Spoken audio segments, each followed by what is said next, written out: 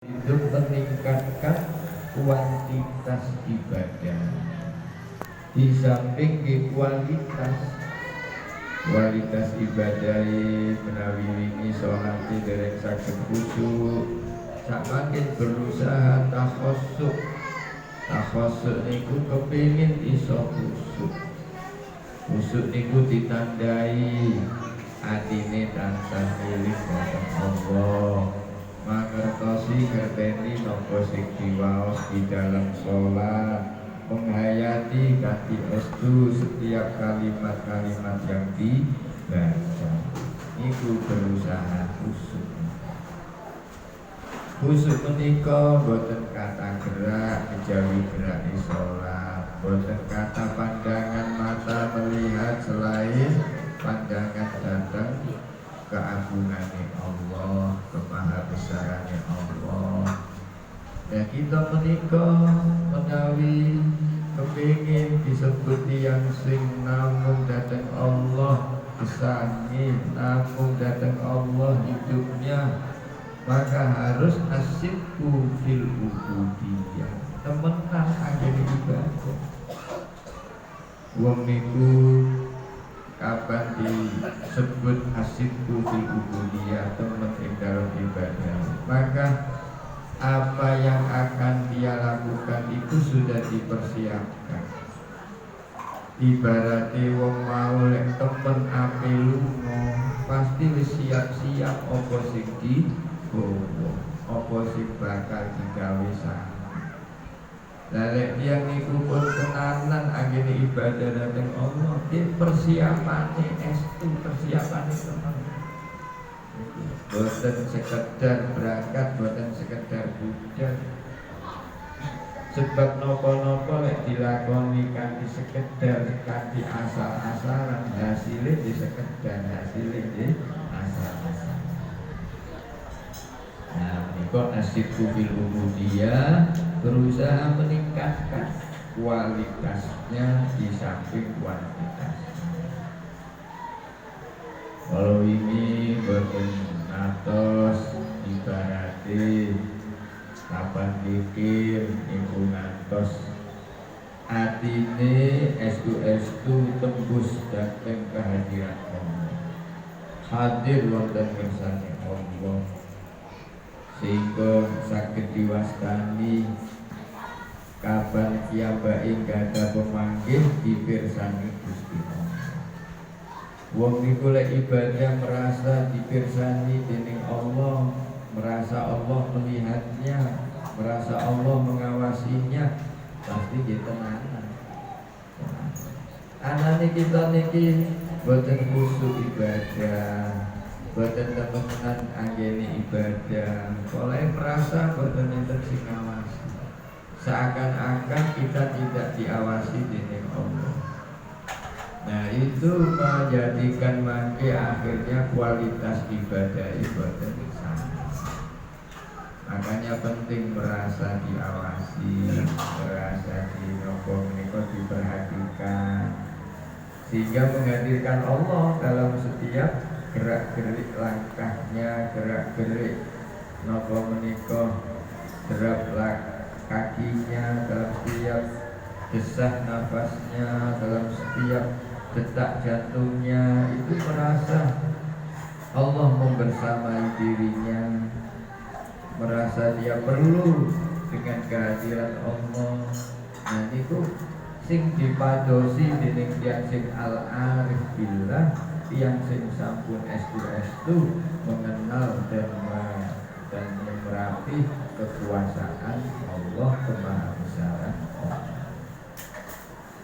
Lan menawi sampun ngoten piyambake akan meningkat pada fase wal qiyam bi huquqir rububiyyah, jumenengi memenuhi napa-napa ingkang sampun dados hak-hake Gusti Allah. Hak Gusti Allah niku untuk disembah, maka kita total dalam menyembah dumateng Allah. Hak Gusti Allah niku untuk diesakan, maka kita tidak sekali-kali menyebutkan Allah. Hak Gusti Allah menika untuk ditunaikan, maka kita tidak sekali-kali meninggalkan. Nah, ini menjadi salah satu tangga untuk kita menuju kepada makom yang disebut dengan makom hakul ubudiyah, makom ibadah sing temen. Menawi tiyang menika sampun saged menuju makom ibadah sing temen, piyambake akan masuk pada makom mahabbah. Merasa senang, merasa nikmat, merasa enjoy, merasa lazat dengan ibadah yang dilakukan, sehingga sudah tidak memilih aktivitas atau kegiatan kesibukan lain karena sudah asik dengan kegiatan sing sampun piyambake lampahi. Tiyang menika menawi sampun mlebet pada makom mahabbah, remen datang sing dilampahi. Ibaratnya sholawatan, seneng dengan sholawatannya. Ibaratnya ngaji, seneng kali ngaji wae. Ibaratnya zikir, seneng kali zikir wae. Iku wis gak sempat seneng liyane. Kaya oleh wis kadung seneng kali permainan niku, lha wis gak sempat seneng liyane. Kadung asik kali permainan wow, sehingga boten seneng kali liyan-liyane kecuali permainan wow. Nah niku makom niku mangke dados tujuan incarane tiang-tiang sing ingin mendekatkan diri kepada Allah. Jadi dari makom ubudiyah yang baik akan masuk pada makom napa menika mahabbah dhateng Allah. Lalu wis wong wau mlebet wonten makom mahabbah, yang baik boten melihat kejawi Allah sing dipun lihat, yang baik boten mirsani sesuatu kejawi yang baik mirsani Allah, mirsani kekuasaan Allah, taruti tanaman, tumbuhan, pepohonan. Maka yang dia lihat dari pepohonan itu adalah keagungan Allah. Mirsani lautan dengan segala aneka ragam kekayaan yang ada di dalam lautan, yang baik melihat itu bagian dari kekuasaan Allah. Jadi dia melihat Allah dimanapun dia berada, dimanapun dia sedang melakukan aktivitas. Dalek sampun makom cinta menika, maka semuanya dikorbankan. Pramila para sahabat menika makomnya datang Kanjeng Nabi, datang Allah, sampun makom fauqal mahabbah, di atas cinta. Maka dia mau berkorban demi Nabi. Dia tidak segan untuk mengorbankan harta, bahkan nyawa untuk Nabi. Maka kalau kita melihat zamannya para sahabat yang begitu total membackup perjuangan Nabi, maka kita akan melihat betapa dahulu Islam itu dibangun atas dasar cinta. Cinta membela, cinta mengagungkan, cinta mempertahankan. Maka dulu semboyannya para sahabat itu, balastu ubali hina uktalu muslim. Aku tidak peduli seandainya harus gugur dalam medan pertempuran, asalkan gugur dalam keadaan muslim. Ala ayyi yamin kana fillahi masro'i. Apapun yang harus aku korbankan, apapun yang harus aku lakukan demi sebuah perjuangan untuk membela orang yang aku cintai, maka aku akan pertaruhkan. Sampai samoten. Jadi para sahabat dahulu niku keberaniannya, pengorbanannya itu karena rasa cintanya kepada Kanjeng Nabi, rasa nopo menika nabinya yang begitu tulus kepada santri. Dan itulah yang kemudian menjadikan Islam menikah menjadi agama yang disegani. Karena apa? Karena nabinya diagungkan oleh para pengikutnya, oleh para nopo menikah umatnya. Dan Islam hari ini akan jaya, akan tetap dihormati, disegani kalau pemimpin Islamnya itu dihormati oleh santrinya, oleh muridnya, oleh rakyat. Makanya dalam sebuah negara, dalam sebuah komunitas, ketika kita berada dalam satu komando pimpinan, kalau kita selagi menghormati pimpinan kita akan dihormati, akan disegani, musuh akan enggan. Makanya dahulu ada sekelompok utusan dari kerajaan kafir datang kepada Rasulullah. Coba sampai tengok itu bagaimana Nabi dan para sahabat. Datang ini para utusan. Ternyata dia tidak melihat yang dia lihat di negaranya. Di negaranya itu raja tidak begitu dihormati. Di Islam itu Nabi dihormati sebagai seorang nabi, sebagai seorang pemimpin, sebagai seorang penggawa risalah. Di negerinya mereka tidak melihat satu sama lain itu saling menghargai, menghormati. Tapi dia melihat di Islam itu sesama saling menghormati, sesama saling menghargai, sesama saling memberi. Di negerinya mereka tidak melihat ketika rajanya sedang berfatwa, sedang memberikan instruksi, komando, seruan, didengarkan dengan seksama. Tapi di Islam itu dia melihat betapa ketika Nabi dalam majlisan itu tidak ada satupun dari sahabat yang berani cara wong sak makin untuk ngelirik pandangan, kondangan nosiran, iluk nosiran, boten. Sampai diibaratkan umpami wonten burung dan kepala mereka itu tidak terbang. Dari ono nyamuk lalat hinggap di kepala mereka, di pipi mereka, tidak akan terbang. Saking aneh. Itu yang menjadikan mereka kagum. Pantas benar kalau kemudian Islam dalam waktu sekejap tersebar ke seantero dunia. Lawang koyok ini, pemimpinnya dihormati, nabinya diagungkan, agamanya dimuliakan, ajarannya dijunjung tinggi. Jadi keagungan dan kehebatan itu harus dibangun dari internal itu sendiri. Kalau kemudian di dalam komunitas itu tidak ada kerukunan, tidak ada penghormatan, tidak ada perhatian tentang ajarannya, tentang tuntunannya, ya akhirnya diremehkan.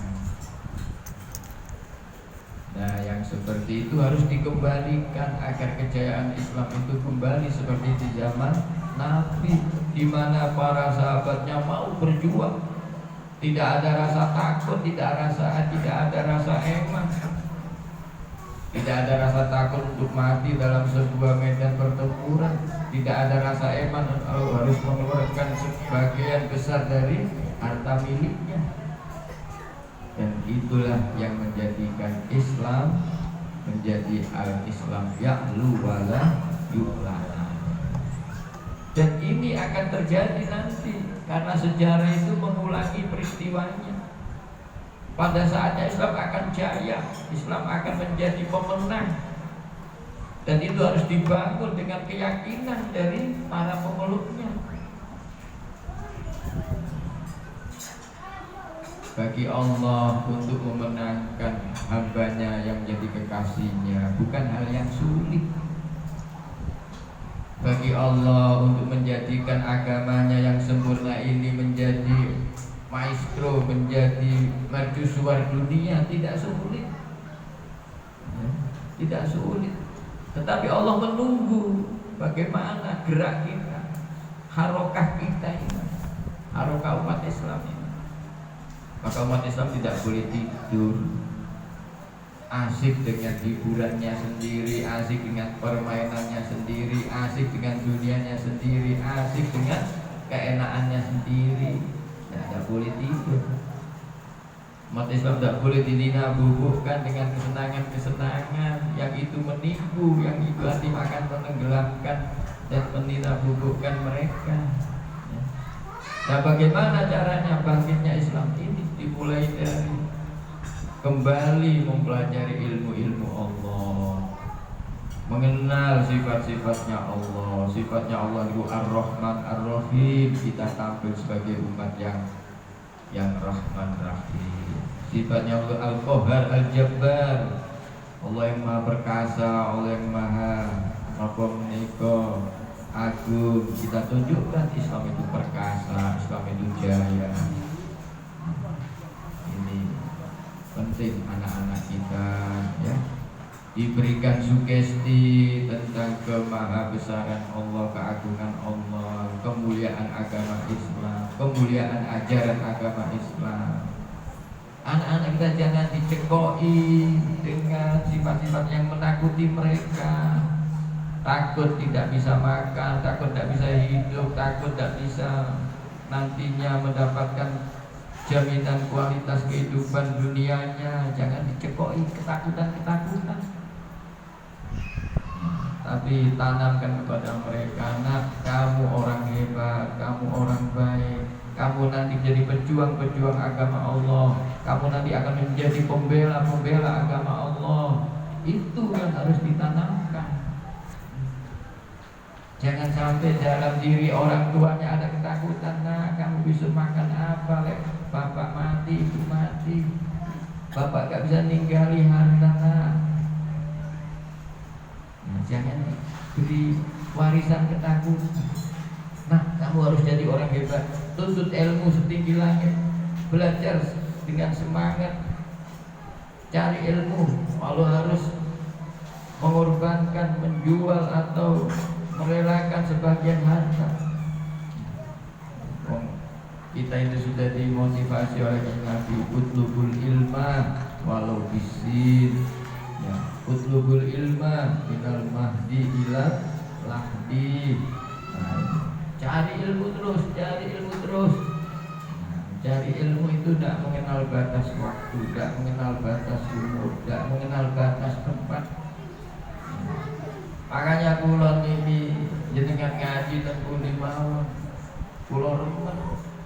Kula mboten beda-bedakno guru kiai setunggal-setunggal. Sedaya kita pendet ilmu ini. Khairun nas may jema'il manas bi ilmi. Yang sing sae niku purun ngumpulno ilmu ni wong akeh. Iku kula ten awake. Ngaji mriko, ngaji mriko, ngaji mriko. Tambah akeh gurune, tambah akeh syafaate, tambah akeh koncoe, tambah akeh dulur, tambah akeh ditulungi. Istaksir minal ikhwan. Ayo ngakeno kanca, ngakeno dulur. Fa inna likulli mu'minin syafaatan. Sebab dulur kanca niku saged maringi syafaat. Nah, menika para bapak, para rawuh, kula panjenengan kudu duwe motivasi untuk meningkatkan kualitasnya diri, kualitas hidup, kualitas ibadah, kualitas iman, kualitas kerja, kualitas rezeki. Rezeki ini ditingkatkan menjadi rezeki yang halal barokah. Ditingkatkan dari halal barokah manfaat rezeki. Maka kita punya rezeki jangan berhenti pada diri kita sendiri saja. Bisa juga dirasakan orang lain sekitar kita, keluarga kita, orang tua kita, paklik bulik kita. Ini kita punya rezeki yang berkualitas. Ilmu kita jangan berhenti pada diri kita saja. Kita ajarkan, kita tularkan. Meski tidak harus dalam bentuk pengajian, dalam bentuk perjagongan, dalam bentuk perkopian, ya. Sambil di situ kita selipkan nopo menika pesan-pesan ilmu. dengan gayanya yang mungkin disesuaikan dengan tempat itu, santai tapi mengenal guyon tadi bermutu banget. Nah, maka tidak boleh dari waktu kita ini lewat tanpa faedah, tidak boleh dari waktu kita ini lewat tanpa sesuatu yang berguna. Jadi pulau banyak sedaya dalam bimbingan Allah, dalam ridha Allah, dalam hidayah dan anugerah Allah yang terbaik, sehingga menjadikan hidup kita makin hari makin baik, makin meningkat kualitasnya, meningkat kuantitasnya, dan akhirnya menjadikan keridhaan Allah Subhanahu wa Ta'ala. Matur suwun rawuh sedaya, mugi kula panjenengan sedaya